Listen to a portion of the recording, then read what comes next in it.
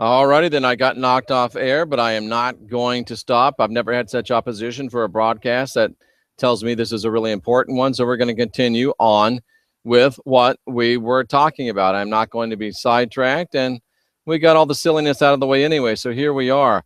Paul said, I'm the apostle to the Gentiles. Who are the Gentiles? By definition, they're a non-Jewish person. So how could a non-Jewish person be falling back into the weak and beggarly elements of Judaism? Of course, they cannot.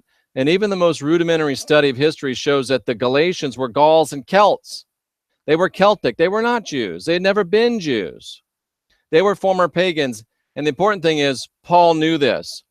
And the perpetrators of Christianity today know this. So whatever they're turning back to, they had to have been doing at some point. They never were Jews, so it wasn't Judaism they were turning back to. What were they turning back to? What was Paul saying that you are turning your backs and you're going back to weak and beggarly elements? What were they turning back to?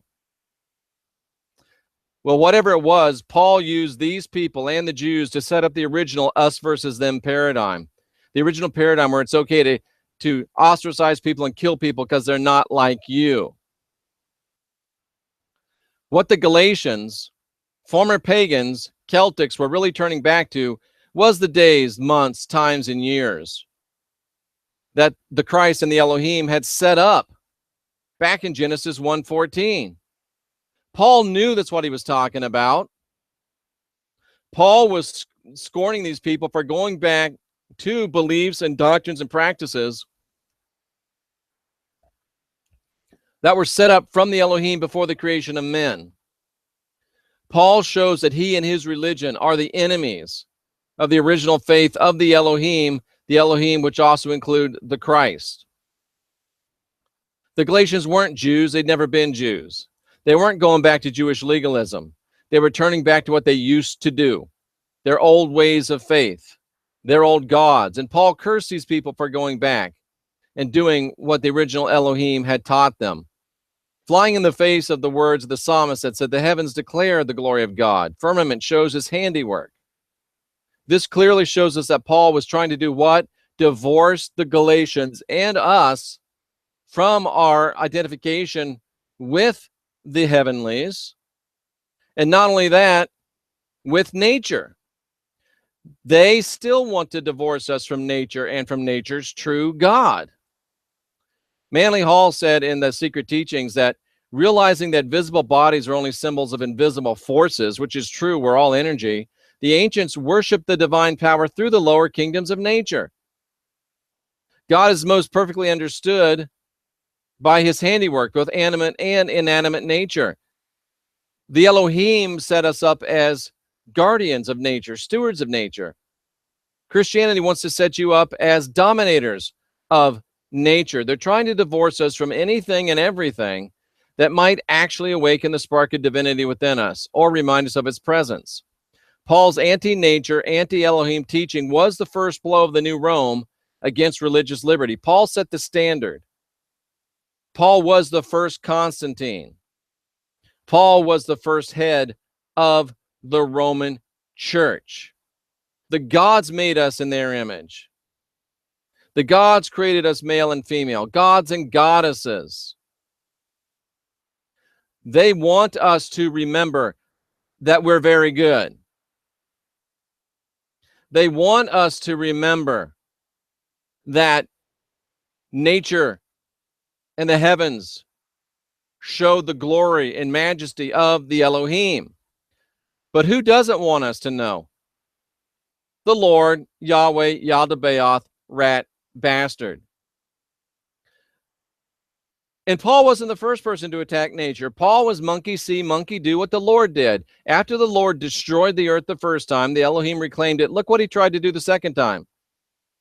He tried to cause it not to rain upon the earth. He attacked nature again, caused it not to rain. But what did the Elohim do? They caused a mist to go up and water from the ground. The Elohim took action to prevent the Lord in his second attempt to destroy the earth.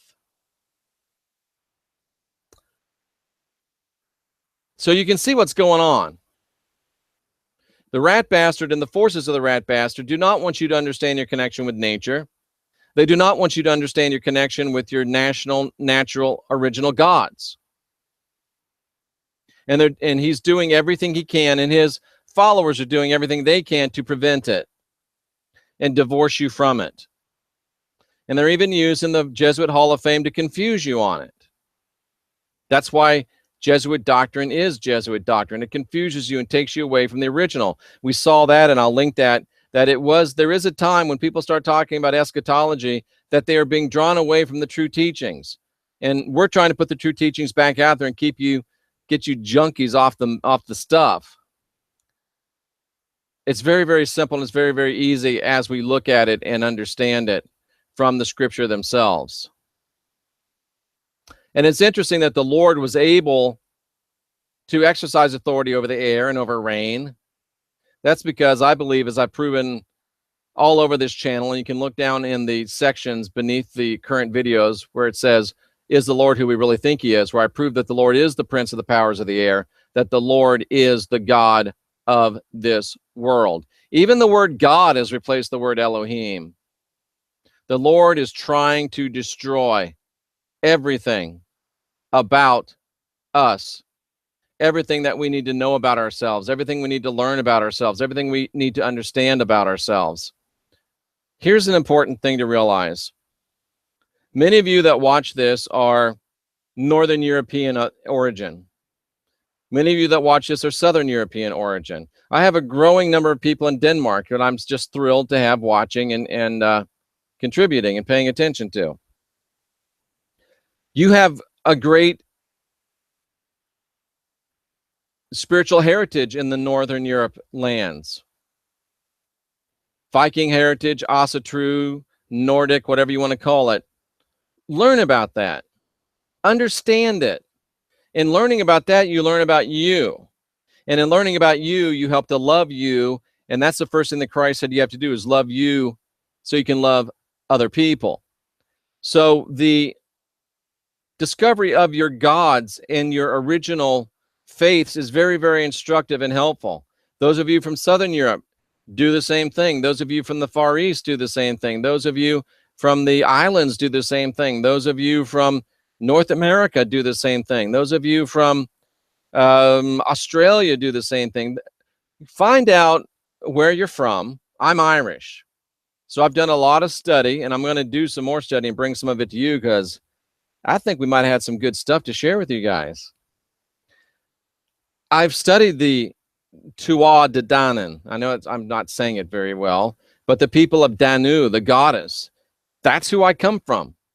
And I have begun to understand those people. And I've looked even at the cousin religions like Odin and that type of situation, because it is who I come from.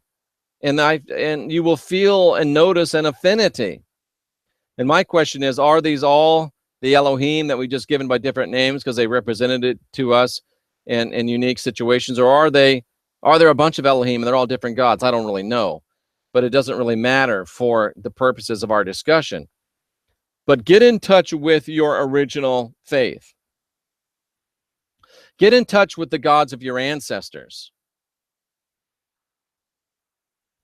And I really think, and this just came to me, when we talk about ancestor worship and people talking to their ancestors, in all likelihood, they're not really talking to their ancestors, but they're talking to the gods of their ancestors.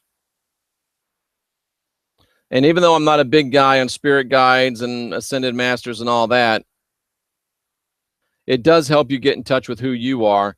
I'm not saying take advice. I'm just saying get in touch with it. Understand who you are. Because the more you understand about yourself, the more deeply you can love yourself. And the more you can love you, the more you can love me. Because the Christ said, love yourself first. Love the divinity in you. And that will enable you to notice and realize the divinity in your neighbor. Even the flat earthers and the junkies.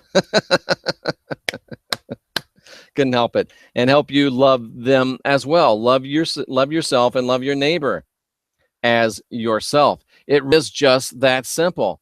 And basic knowledge is that we have been created by gods and goddesses. We do have regional geographical connections to gods and goddesses, and it helps us to be able to tie into that and connect with that.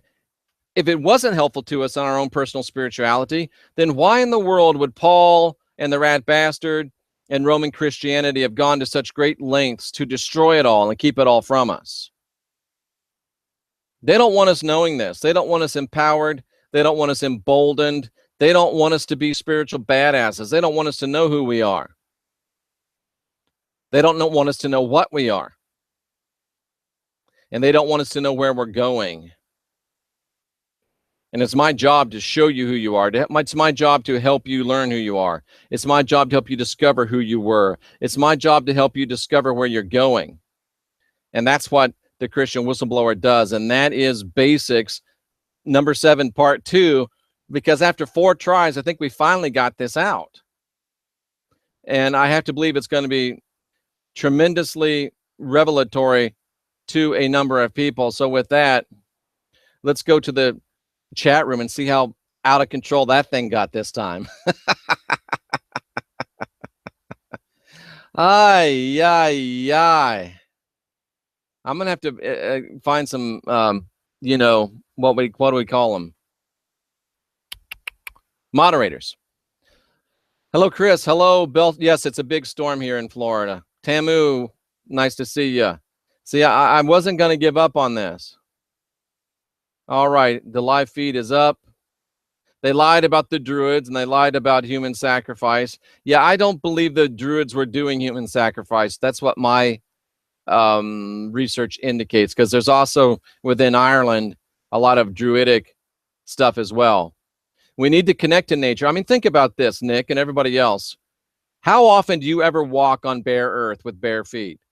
Even that, you're designed to walk with rubber between yourself and the earth. Why? To cut you off from your connection with the earth. Every day I make sure I go and stand on earth with bare feet. When I was in a more private place, I get naked and lay on earth to get a good connection. A little difficult for me to do that at this point, but we got to get back to our connection with nature. And Todd McDaniel's right. We do need to get, and you have lived like a bushman. That's great. We do need to bring back to our connection to nature. They're trying to kill nature. And yes, Lynn, nature spirits as well. And they're poisoning the food. They're poisoning the water. They're poisoning the air. Sorry, Jerry, that you lost your cool. I'm sorry you're shaking, brother. We do everything we can. And we do all lose our cool sometimes. Who is it that wants us not to pay attention to the story? Good point. Some churches say there's signs of the return of Christ. That's because some churches are spilling and are stuck on Jesuit doctrine. Again, anything that teaches that the book of Revelation, the book of Daniel, any pieces of that, our future is Jesuit doctrine. I've proven that conclusively. Cuban American with descendants from Spain and China. You've got a rich cultural and spiritual heritage. And you can just feel you need to go back to the old ways. You need to embrace the old ways and understand the old ways. Tamu and Gina, so important to know about your ancestry pre-Christianity. My Malayan ancestors, my Danish is important. I thought you'd look Danish, Tamu. I've always felt pagan and fought it because of Christianity. Don't fight it. Let it go. Please listen to Jeff. I'll see you next round. Don't want to bring negativity. No worries, Jeremy. No worries, my brother. Sorry to call you Jeremy. You know how it is. Let's see. Of course, I was talking about Jerry. If you want to look at Celtic, yeah, Michael Sarian has some good stuff. I'm looking at it now. I'm a native, and my ancestors tell of a true white brother who came and taught peace and harmony, as do the Hopis. Paul Lee, you're so right. I believe that the Christ, when he left Jerusalem, he didn't die. He didn't get crucified. He didn't go in a grave. I've proven it 1,000,000 times over. He just left and went somewhere else. He went over to the Native Americans. He might have gone to Egypt. He went to a bunch of different places, and we did all play nice. I appreciate that. Everyone is being good. That's awesome. So, yeah, my feet hate shoes too. All of our feet hate shoes. And as Tamu says, it is important it helps, and I bet it does bring healing to people, Tamu, just to get onto the earth. A beautiful, lovely book to check out is Partnering with Nature. Okay. I should write a beautiful, lovely book about it. There are a lot of Jesuits now. There's actually a lot of people preaching Jesuit doctrine. Yeah. Tamu says I do look very Danish. All righty then. That was actually good. It took a while to get it out. And I do want to have a clean copy of this on the basics series so people can get a hold of it. They'll have to do it in 2 pieces, but at least it came out. And I do appreciate everyone being kind, everyone being courteous. And hopefully I can get Rex to get with me and we'll just have a free-for-all. Talk about all the good arguments, talk about all the bad arguments, the for and the against. And let's just, we'll do that. But this is a great discussion. I appreciate you all for being here. And you know what, Bellstar? A couple days ago, I might have disagreed with you. But I don't know. After talking to him, Mason, I tell you. Anyway, enjoy you folks. This has been Basics 7, Part 2, with questions and answers. I'm Jeffrey Darty, the Christian Whistleblower, and we will be back with more later on today. Unindoctrinate yourself, unwind your mind, be excellent to yourself, and let's be excellent to each other.